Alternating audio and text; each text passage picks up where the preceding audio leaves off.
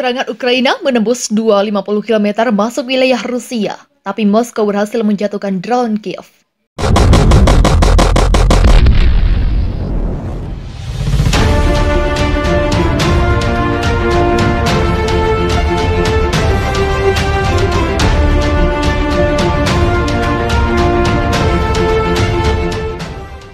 Serangan Ukraina makin jauh masuk ke wilayah Rusia, hingga melewati 250 km dari perbatasan.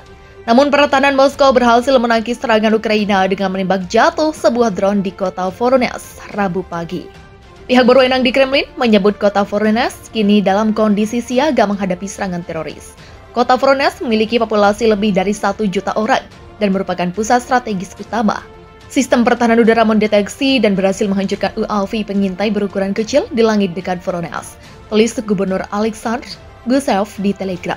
Dia memberi jaminan bahwa tidak ada ancaman bagi kehidupan dan kesehatan penduduk di kawasan itu. Gubernur tidak merinci asal drone itu. Tetapi berapa bagian wilayah Voronezh telah berada dalam siaga teroris yang tinggi sejak 11 April karena kemungkinan tindakan dari Ukraina. Pada hari Senin, 2 drone yang tampaknya dioperasikan oleh Kiev ditembak jatuh di dekat wilayah Kursk. Salah satu drone yang ditembak jatuh adalah UAV Bayraktar buatan Turki yang biasa digunakan Ukraina. Menurut media lokal, sejak dimulainya operasi militer Rusia di Ukraina, banyak pemukim di wilayah barat daya Rusia Belgorod, Bryansk dan Kursk telah diserang dari pihak Ukraina. Namun wilayah Voronezh sebagian besar telah terhindar dari serangan semacam itu, lapor RT.com. Juga pada hari Rabu, serangkaian ledakan mengguncang gudang amunisi di selatan Belgorod. Ini menyusul penembakan 3 desa di wilayah yang sama sehari sebelumnya. Pemerintah Rusia menuduh Inggris telah melakukan provokasi dengan mengajak pasukan militer Ukraina agar berani masuk dan menyerang ke wilayah Rusia. Pihak Rusia pun menyebut akan melakukan serangan balik apabila Ukraina berani melancarkan serangan ke wilayah Rusia. Pernyataan ini disampaikan oleh Kemenhan Rusia pada Selasa 26 April. Kemenhan Rusia menyebut provokasi ini disampaikan oleh Menteri Pertahanan Inggris James Heappey. Sebelumnya, James menyampaikan tidak ada yang salah jika Ukraina menggunakan senjata bantuan Inggris untuk menyerang target yang berada di dalam wilayah Rusia. Atas pernyataannya, James disebut mendukung Ukraina menggincar target-target di dalam wilayah Rusia. Kemenhan kemudian memperingatkan apabila terjadi serangan di dalam wilayah Rusia, maka Moskow akan melakukan serangan balik. Serangan balik dilakukan dengan senjata jarak jauh berakurasi tinggi mengincar pengambil kebijakan di Kiev. Bahkan dikatakannya Rusia sedang berjaga-jaga sepanjang waktu untuk melakukan serangan balik. Sebelumnya pemerintah Rusia menyebut pihaknya saat ini tidak hanya berperang melawan Ukraina. Menteri Luar Negeri Rusia, Sergei Lavrov mengatakan, kini Rusia turut memerangi negara-negara anggota NATO lewat Ukraina. Lavrov menilai Ukraina telah menjadi negara boneka yang dipersenjatai oleh NATO untuk berperang melawan Rusia. Depot bahan bakar di kota Bryansk, Rusia dekat perbatasan dengan Ukraina terbakar Senin 25 April dini hari.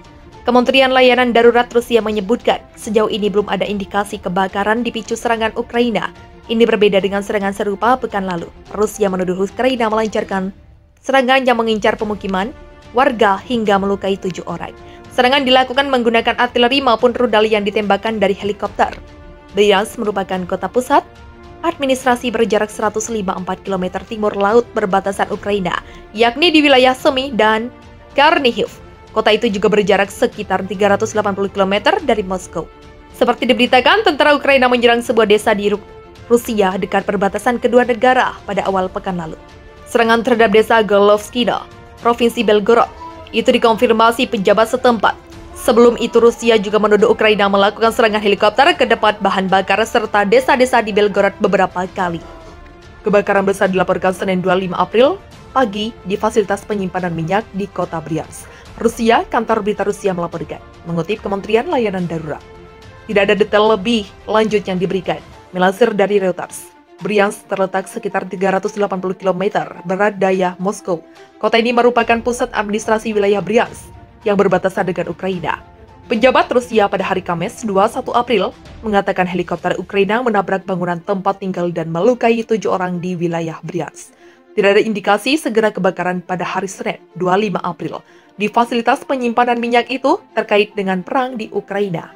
Wakil Presiden Eksekutif Komisi Eropa, Valdis Dombrovskis, mengatakan Uni Eropa sedang mempersiapkan sanksi cerdas terhadap impor minyak Rusia hari ini 25 April. Kami sedang mengerjakan paket sanksi ke-6 dan salah satu masalah yang kami pertimbangkan adalah beberapa bentuk embargo minyak. Ketika kami menjatuhkan sanksi, kami perlu melakukannya dengan cara yang memaksimalkan tekanan pada Rusia sambil meminimalkan kerusakan jaminan pada diri kami sendiri, ujar Dombrovskis kepada The Times yang dikutip dari laman Reuters.com. Dombrovskis mengungkapkan rincian yang tepat mengenai sanksi minyak Rusia belum disepakati. Namun sanksi tersebut dapat mencakup penghapusan bertahap atas minyak Rusia atau bahkan akan mengenakan tarif ekspor di luar batas harga tertentu.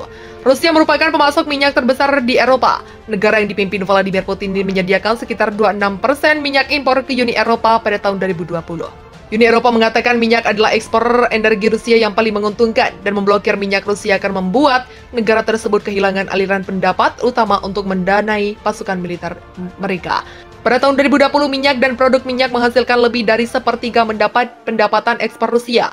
Menurut think tank Bruegel, Eropa dilaporkan menghabiskan sekitar 450 juta dolar AS per hari untuk minyak mentah dan produk minyak olahan Rusia, sekitar 400 juta dolar AS per hari untuk gas, dan 25 juta dolar AS untuk batu bara.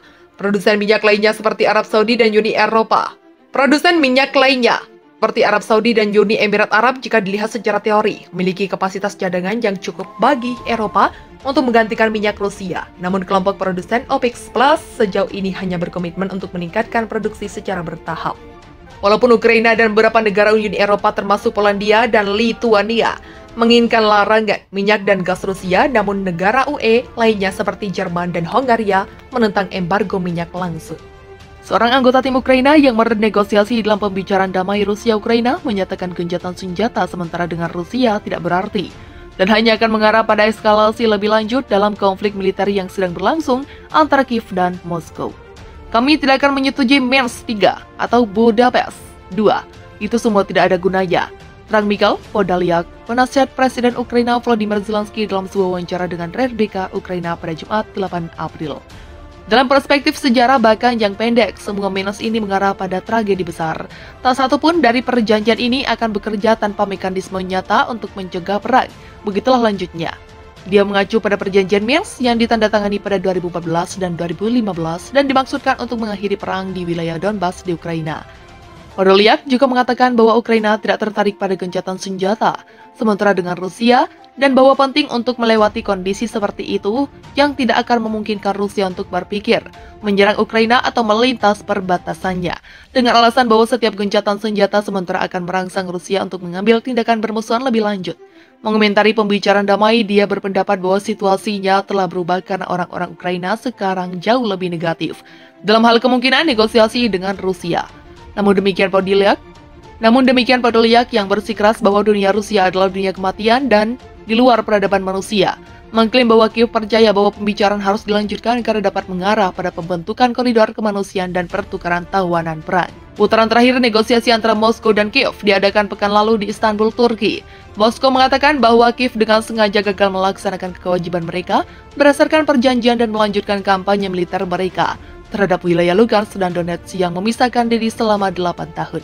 Menurut pihak Rusia, delegasi Ukraina menawarkan rancangan proposal tertulis pertamanya tentang bagaimana menyelesaikan konflik. Menteri Luar Negeri Rusia Sergei Lavrov sejak itu menuduh pihak ke Ukraina mencoba untuk menghentikan pembicaraan dengan mengubah kata-kata dari proposal dan mundur pada beberapa masalah utama.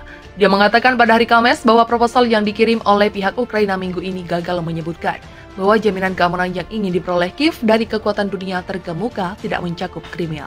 Rusia telah menganggap semenanjung itu sebagai bagian dari wilayahnya sejak 2014, ketika memilih untuk bersatu kembali dengan Rusia.